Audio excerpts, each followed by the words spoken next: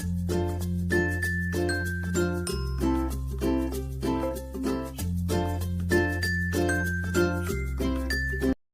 Everyone, easy physics by N K channel पर आप सभी बच्चों का एक बार पुनः स्वागत है। 12th क्लास की फिजिक्स का चैप्टर नंबर 13 बेटा अपन पढ़ रहे हैं और इसका एक वीडियो अपन पहले पढ़ चुके हैं जिसमें मुख्य रूप से अपन ने दो परिभाषाएं पढ़ी थी। एक प्रकाश विद्युत प्रभाव की परिभाषा पढ़ी थी और उसके बाद में अपन ने देहली आवृत्ति और देहली तरंग दैर्ध्य की परिभाषाएं पढ़ी थी। आज अपन उन्हीं से जुड़ी हुई एक और डेफिनेशन पढ़ेंगे और उसके बाद में अपन ये जो चैप्टर है उसको थ्योरेटिकली स्टार्ट करने वाले हैं। मैंने आपको पहले भी बताया है कि इसकी जो डेफिनेशंस है वो बहुत महत्वपूर्ण है। तो आज की जो डेफिनेशन है उसको अपन कार्यफलन के नाम से जानेंगे। क्या कहेंगे? कार्यफलन। मैं आपको एक एक चीज बहुत अच्छे से समझाने वाला हूं, बस आप अपना धैर्य है वो बना करके रखें। बेटा, कल अपन ने बात करी थी कि प्रकाश विद्युत प्रभाव में मुख्य रूप से एक जिंक की प्लेट होती है जिसे अपन कैथोड कहते हैं और उसके ऊपर जब सूर्य का प्रकाश आपतित करवाया जाता है तो एक निश्चित आवृत्ति, एक न्यूनतम आवृत्ति से ज्यादा आवृत्ति का प्रकाश आपतित होने पर उस धातु की सतह से इलेक्ट्रॉनों का उत्सर्जन होता है। वो जो न्यूनतम आवृत्ति है उसे देहली आवृत्ति कहते हैं और ये जो प्रक्रिया है, ये जो प्रोसेस है इलेक्ट्रॉन उत्सर्जन की, इस पूरी घटना को प्रकाश विद्युत प्रभाव कहते हैं। लेकिन यहाँ पे एक बहुत अच्छा सा कॉन्सेप्ट छुपा हुआ है। क्या छुपा हुआ? देखिए, आप लोग बहुत अच्छे से जानते हैं कि सर जब कोई प्रकाश की आवृत्ति आपको दे रखी है तो डेफिनेटली उस आवृत्ति की वजह से उस प्रकाश की कोई एनर्जी भी होगी और वो जो एनर्जी है उसका फॉर्मूला होता है E बराबर एच न्यू। याद करें, एच जो है वो प्लांक कांस्टेंट है और न्यू है वो आवृत्ति है आने वाले प्रकाश की, आने वाले फोटोन की। तो इतनी आवृत्ति का प्रकाश, जब न्यू आवृत्ति का प्रकाश धातु की सतह पे आएगा, इसका मतलब ई जो एनर्जी है एच न्यू के बराबर, वो उस धातु की सतह के इलेक्ट्रॉन को एनर्जी मिल रही है। और आपने कहा कि न्यूनतम आवृत्ति, यानी जब आवृत्ति को आपने मिनिमम कर दिया, उस आवृत्ति से कम आवृत्ति का प्रकाश आने का मतलब क्या है कि इतनी एनर्जी से कम एनर्जी यदि उस धातु के इलेक्ट्रॉन को मिलेगी तो वो इलेक्ट्रॉन उत्सर्जित नहीं होगा। बात समझ में आ रही है? यानी इतना कार्य किया जाएगा, कुछ लिमिटेड कार्य किया जाएगा उस इलेक्ट्रॉन को सतह से बाहर निकालने के लिए। मेरी बात को बहुत ध्यान से सुनना। मैं आपको एक छोटा सा एक एग्जांपल डेली लाइफ का देना चाहता हूं कि मान लीजिए कि एक आदमी है, वो अपनी चारपाई पे लेटा हुआ है, वो एनर्जी लेस है, बिल्कुल से भी उसको एनर्जी की जरूरत है। जब तक उसको चार रोटियों की एनर्जी मिलेगी तब वो केवल चारपाई से खड़ा होकर के बस खड़ा ही होगा, वर्क नहीं करेगा, उसमें अभी कार्य करने की एनर्जी नहीं आई है। और यदि आप उसे चारपाई से ज्यादा एनर्जी देते हैं तो जितनी ज्यादा एनर्जी उसको मिलेगी, चार रोटियों से ज्यादा एनर्जी आप उसे देते हैं तो जितनी ज्यादा एनर्जी उसे मिलेगी उतनी एनर्जी को वो कार्य करने में तब्दील कर देगा। तो वो जो मिनिमम एनर्जी है, जो मिनिमम चार रोटियां हैं, वो उसका कार्य फलन कहलाएंगी। यानी कि यहां पे आप इलेक्ट्रॉन को केवल धातु की सतह से बाहर निकाल रहे हैं। देहली आवृत्ति का मतलब क्या है? देहली आवृत्ति का मतलब केवल इतना सा है कि इलेक्ट्रॉन है वो धातु की सतह से केवल बाहर निकला है, अभी चलने फिरने लायक नहीं हुआ है। तो इलेक्ट्रॉन को धातु की सतह से केवल बाहर निकालने के लिए जितना कार्य किया जाएगा, जितनी एनर्जी उस इलेक्ट्रॉन को दी जाएगी, उसे अपन उस पर्टिकुलर इलेक्ट्रॉन का कार्यफलन कहेंगे। और उस कार्यफलन की वैल्यू, ये कार्यफलन है वो उस देहली आवृत्ति के अकॉर्डिंग है। देहली आवृत्ति न्यू नॉट से अपन ने लिखा है, तो ये जो कार्यफलन है, इस कार्यफलन को बेटा अपन डब्ल्यू नॉट से भी कहते हैं और कुछ किताबों में इस कार्यफलन को फाई नॉट से भी रिप्रेजेंट किया जाता है। तो केवल आपको कार्यफलन नाम सुनते ही पूरा प्रोसेस आपके दिमाग में आना चाहिए। फोटो इलेक्ट्रिक इफेक्ट आना चाहिए, जिंक की वो प्लेट आनी चाहिए, सूर्य का प्रकाश उस पर आपतित हो रहा है और उस इलेक्ट्रॉन को केवल धातु की सतह से बाहर निकालने के लिए जितनी एनर्जी की जरूरत है उसके लिए formula phi not equals to H nu not. ये फॉर्मूला भी आपको आना चाहिए और आपको पता होना चाहिए कि देहली आवृत्ति का जो कॉन्सेप्ट है वो कार्यफलन से जुड़ा हुआ है। ठीक है, तो अब फटाफट मैं आप लोगों को कार्यफलन की यहां पे डेफिनेशन लिख देता हूं। तो यहां पर मैंने इसकी डेफिनेशन लिखी है कि धातु की सतह से इलेक्ट्रॉन को बाहर निकालने के लिए आवश्यक न्यूनतम ऊर्जा, उस न्यूनतम ऊर्जा से ज्यादा ऊर्जा यदि आप उस इलेक्ट्रॉन को देंगे तो डेफिनेटली वो बाहर निकलेगा भी सही और दौड़ेगा भी सही, चलेगा भी सही। लेकिन कार्यफलन का मतलब केवल इलेक्ट्रॉन को बाहर निकालना है। ठीक है, वो जो न्यूनतम ऊर्जा उसे अपन कार्यफलन कहते हैं। अब यहां पे एक इंपॉर्टेंट प्रश्न ये बनता है कि सर क्या ये कार्यफलन का मान अलग अलग धातुओं के लिए अलग अलग होता है या फिर सभी धातुओं के लिए सेम होता है, या फिर ये कार्यफलन का मान किस बात पे निर्भर करता है? यानी आप कह सकते हैं कि कार्यफलन को प्रभावित करने वाले कारक कौन कौन से हैं। तो यहां पे मैं बता दूं कि अलग अलग धातुओं के लिए, अलग अलग पदार्थों के लिए आप कह सकते हैं, अलग अलग अलग अलग पदार्थ कह दूं या धातु कह दूं, एक ही बात है, इसमें कोई विशेष बात नहीं है। अलग अलग धातुओं के लिए, धातुओं के लिए कार्यफलन क्या होगा? धातुओं के लिए कार्यफलन का जो मान है वो भिन्न भिन्न होगा। डेफिनेटली हर एक पदार्थ है, उसकी अलग अलग क्षमता है, कार्यफलन भिन्न भिन्न होता है। आप बहुत अच्छे से जानते हैं कि क्या सभी व्यक्तियों की वो जो कार्यफलन की वैल्यू है, यानी वो चारपाई से खड़े होने के लिए जो 4 रोटियों की आवश्यकता है, क्या वो सबके लिए बराबर है? कोई 2 रोटी खा के भी खड़े हो जावे और कोई 5 रोटियों से हाले भी कोई नहीं। बात समझ में आ रही है? तो उसका मान है वो भिन्न भिन्न होता है, सभी पदार्थों के लिए इसका मान है वो भिन्न भिन्न होता है। इसके बाद में यदि अपन बात करें कि क्षारीय पदार्थ जो होते हैं, क्षारीय धातुएं जो होती हैं, तो क्षारीय धातुओं के लिए इसका जो मान है वो बहुत कम होता है। क्षारीय धातुओं के लिए किसका मान? कार्यफलन, क्षारीय धातुओं के लिए जो कार्यफलन होता है वो कम होता है, या फिर मैं कह सकता हूं कि बहुत कम होता है। अब आपके दिमाग में बात आ रही होगी कि सर क्षारीय पदार्थ कौन कौन से हैं, क्षारीय धातुएं कौन कौन सी होती हैं? जैसे लिथियम है, क्या समझ में आया? जैसे लिथियम, तो यहाँ पे अपन इसका एग्जाम्पल लिख लेते हैं। जैसे लिथियम है, ठीक है, लिथियम। उसके बाद में आप इसका एग्जाम्पल क्या लिख सकते हैं? पोटेशियम लिख सकते हैं, ठीक है, पोटेशियम। अब आपको इनके लिए कार्यफलन का मान याद रखने की जरूरत नहीं है कि कौन से पदार्थ के लिए कितना होता है, लेकिन फिर भी अपने को इनके एग्जाम्पल जो है वो याद होने चाहिए। सोडियम है, और क्या होता है? केमिस्ट्री आप लोग बहुत अच्छे से जानते हैं यार, आपको तो पता होना चाहिए ना कि क्षारीय पदार्थ कौन कौन से होते हैं। सीजियम है। इन सब के लिए जो कार्यफलन का मान है वो बहुत कम होता है। अच्छा एक बात बताओ मेरे को, कार्यफलन का मान कम होने का अर्थ क्या हुआ? बताओ देखें। कार्यफलन कम होने का मतलब है कि देहली आवृत्ति कम होगी, यानी कि इन इलेक्ट्रॉनों को निकालने के लिए, धातु की सतह से निकालने के लिए ऊर्जा कम की जरूरत होगी। यानी मान लो इन इन व्यक्तियों को खड़ा करने के लिए केवल 2 रोटियों की जरूरत है, और अगर आपने इसको 4 रोटियां चबा दी तो 2 रोटियां तो ये चारपाई से खड़े होने में काम में ले लेंगे, बाकी 2 रोटियों की एनर्जी दौड़ने में काम में लेंगे। बात समझ में आ रही है? यानी इनके लिए जो कार्यफलन का मान है या देहली आवृत्ति का मान है ये बहुत कम होता है। ठीक है, इसके बाद में अपन एक बात कहें, एक सबसे इंपॉर्टेंट प्रश्न है कि फाई नॉट, मैं यहां पे पूरा शब्द नहीं लिखूंगा, फाई नॉट का मतलब है कार्यफलन। कार्यफलन का जो मान है वो टेम्परेचर पर निर्भर नहीं करता। सबसे इंपॉर्टेंट बात यह है, ताप पर निर्भर नहीं करता है कार्यफलन का मान। ऐसा नहीं है कि ज्यादा टेम्परेचर डालेंगे तो कार्यफलन ज्यादा हो जाएगा, कम डालेंगे तो कम हो जाएगा। ये सबसे इंपॉर्टेंट प्रॉपर्टी है, कई बार परीक्षा में इसकी बात वैल्यू है वो पूछी गई है। तो कार्यफलन का मान ताप पर निर्भर नहीं करता है।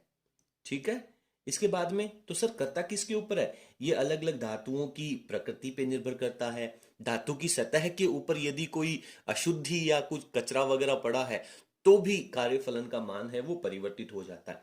सबसे बड़ी बात यहाँ पे है कि सर कार्यफलन का जो मात्रक होता है, बेसिकली कार्यफलन एक एनर्जी तो है, कार्य ही तो है, तो इसका मात्रक क्या होता है? जूल होता है। बट अपन क्या करते हैं कि इसकी एनर्जी की जो वैल्यू है उसको अपन दूसरे मात्रक में चेंज करते हैं। किस में चेंज करते हैं? बहुत ध्यान से सुनना बेटा।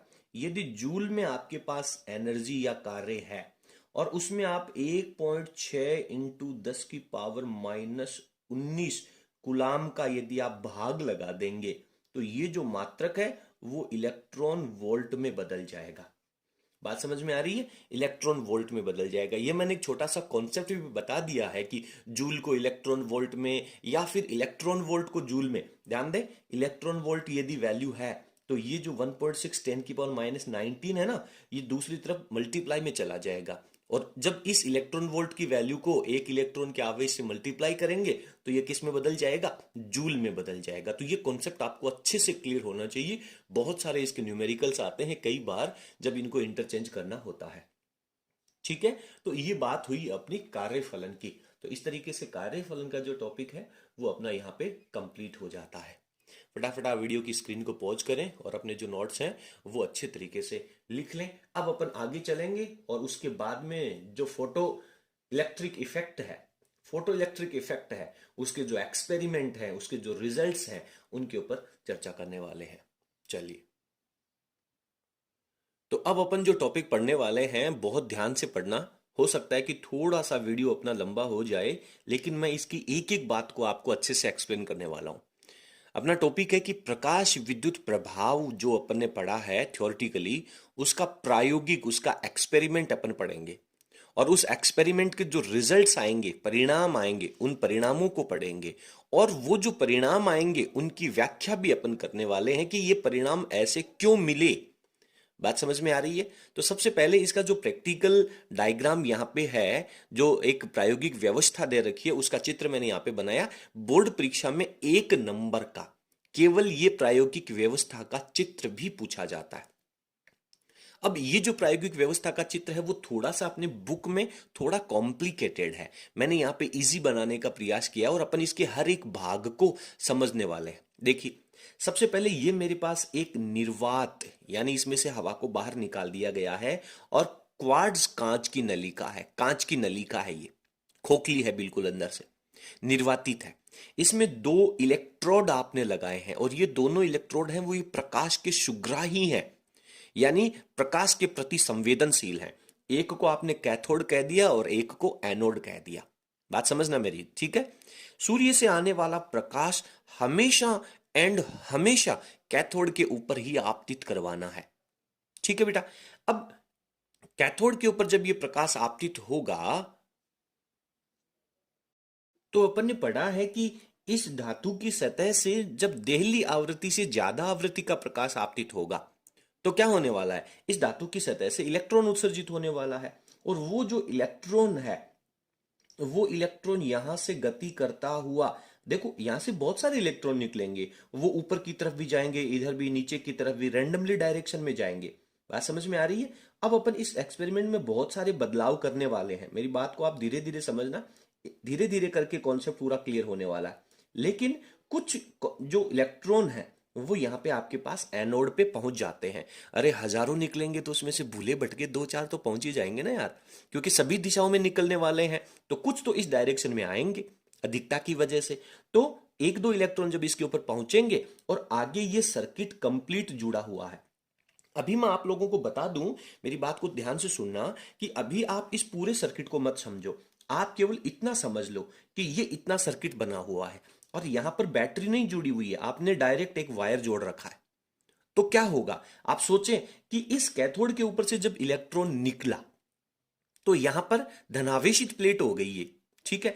और वो जो इलेक्ट्रॉन है वो यहां से निकलते निकलते एनोड पे पहुंचेंगे तो एनोड के ऊपर इलेक्ट्रॉनों की अधिकता हो गई, यानी ये ऋणावेशित हो गई।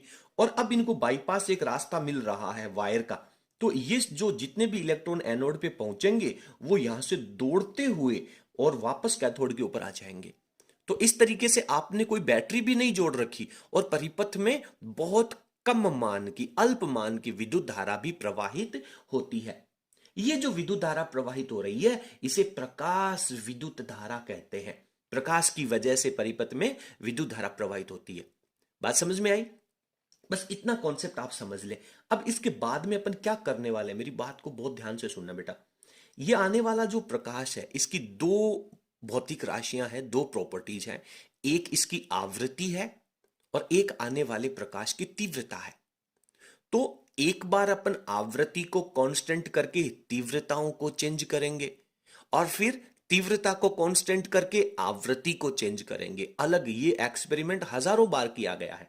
फिर अपन क्या करेंगे, ध्यान देना, यहां पे ये जो खाली स्पेस आपने डाल रखा है यहां पे, इसमें बेटा अपन एक बैटरी जोड़ेंगे और वो जो बैटरी है उसका पॉजिटिव सिरा एक बार आप कैथोड से जोड़ेंगे और नेगेटिव सिरा एनोड से जोड़ देंगे।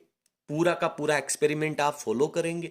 उसके बाद सेकंड स्टेप में यानी इंटरवल के बाद आप इस बैटरी के जो टर्मिनल है वो चेंज कर देंगे और आप क्या करेंगे, कैथोड को नेगेटिव से जोड़ देंगे और एनोड को पॉजिटिव से जोड़ देंगे। फिर धीरे धीरे अपन इनका वोल्टेज बढ़ाएंगे और वोल्टेज बढ़ाने के बाद में इस परिपथ में बहने वाली जो धारा होगी उसमें क्या परिवर्तन आता है वो सब स्टडी करने वाले। तो इसके नीचे का जो कॉन्सेप्ट है वो कुछ इस तरह से है कि बैटरी को आपको हटा करके उसके जो टर्मिनल चेंज करने हैं, उस केवल टर्मिनल चेंज करने की व्यवस्था को दिखाने के लिए नीचे इतना बड़ा डायग्राम बनाया है। क्या है, ध्यान से सुनना, ध्यान से सुनना बेटा। ये आपने डॉटेड लाइन बना रखी है, यहां पे आपने इस कैथोड वाले सिरे की तरफ इस तरह से जोड़ करके बैटरी का पॉजिटिव लिखा है और एनोड वाले सिरे की तरफ इस तरह से जोड़ करके बैटरी का नेगेटिव लिखा है। और ये डॉटेड लाइन क्या कह रही है कि जब आपको जरूरत पड़े तो इस कैथोड को आप इस पॉजिटिव से, एनोड को आप नेगेटिव से जोड़ सकते हैं या कैथोड को इस नेगेटिव से, एनोड को इस पॉजिटिव से जोड़ सकते हैं। इसे कहते हैं दिशा परिवर्तक कुंजी, दिक परिवर्तक, डायरेक्शन चेंज करने वाली कुंजी। ठीक है।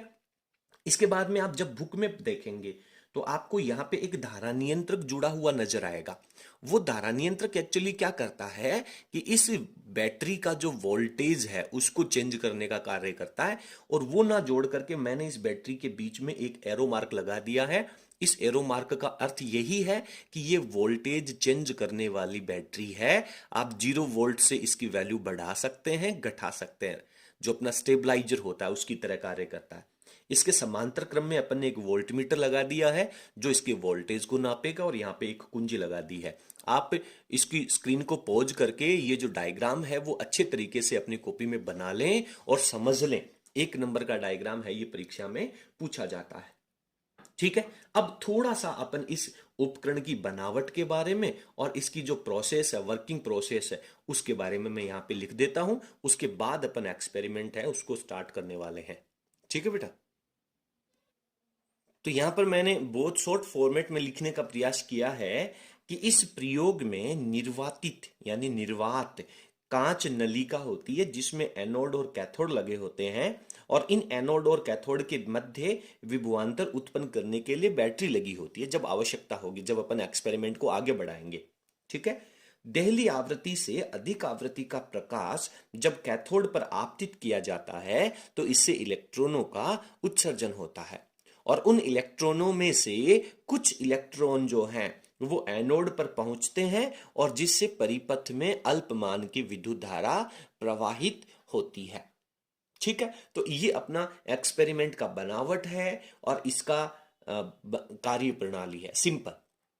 अब इसके जो रिजल्ट्स हैं, इसके जो परिणाम हैं, उनको अपन अगले पार्ट में पढ़ने वाले हैं क्योंकि इनके जो परिणाम हैं वो बहुत महत्वपूर्ण है। बोर्ड परीक्षा में एक एक अंक के प्रश्न वहां से बनते हैं। तो आज के वीडियो में अपन केवल इतना ही पढ़ेंगे, अगले वीडियो में वापस अपन यहीं से शुरुआत करेंगे।